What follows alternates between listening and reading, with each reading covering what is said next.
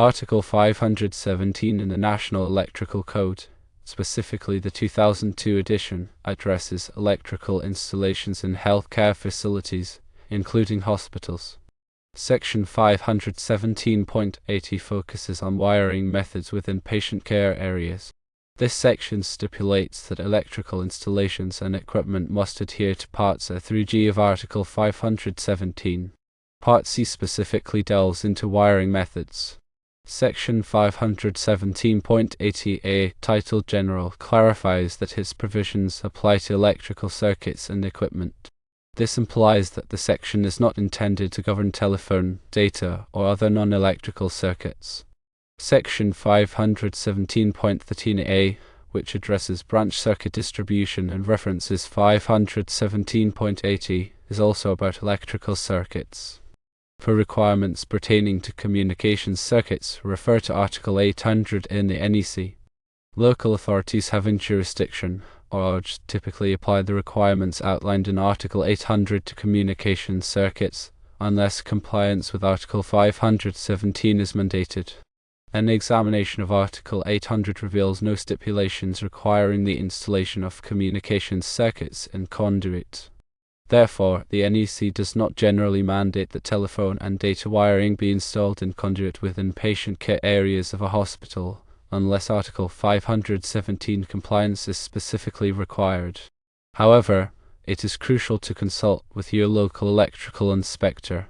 The AHA in your area may have adopted local amendments to the NEC that necessitate the installation of communications circuits in Conduit within patient care areas. Remember to always verify local regulations to ensure compliance.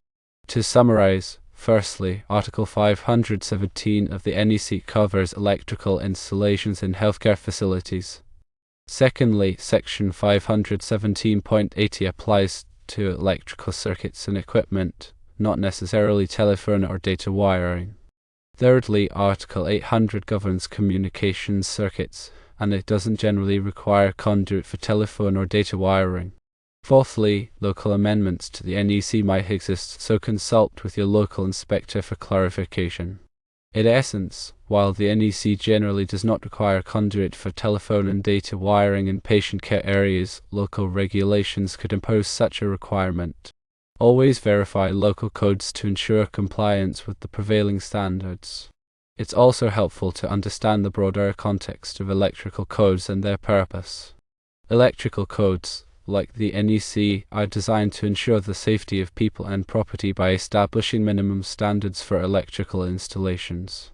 These codes are developed and updated regularly to reflect advancements in technology and to address emerging safety concerns. The NEC is not law itself, but it is widely adopted by states and municipalities, often with local amendments that tailor the code to specific regional needs. When interpreting electrical codes, it's crucial to pay close attention to definitions and the scope of each article or section.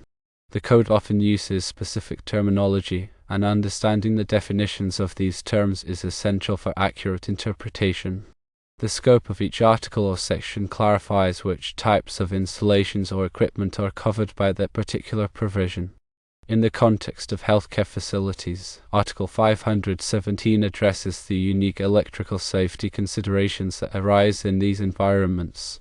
Patient care areas, in particular, require special attention due to the presence of sensitive medical equipment and the potential for electrical hazards to impact patient safety.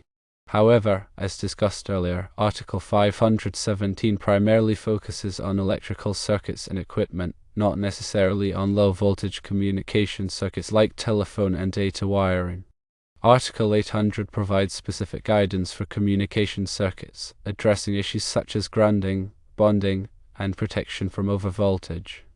This article recognizes that communication circuits have different characteristics and safety requirements compared to power circuits. When planning an electrical installation, it's essential to consider all applicable codes and standards, including the NEC, local amendments, and any other relevant regulations. It's also important to consult with qualified professionals such as licensed electrical contractors and electrical engineers who have the expertise to interpret and apply these codes correctly.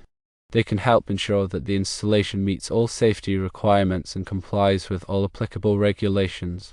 Furthermore, it's important to maintain accurate documentation of the electrical installation, including drawings, specifications, and inspection reports.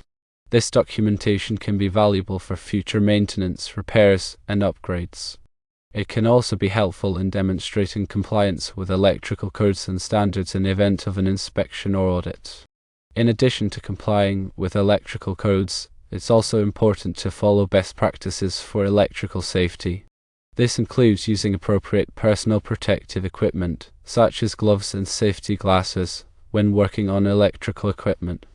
It also includes energizing circuits before working on them, using lockout-tagout procedures to prevent accidental re-energizing, and performing regular inspections and maintenance to identify and correct any potential hazards.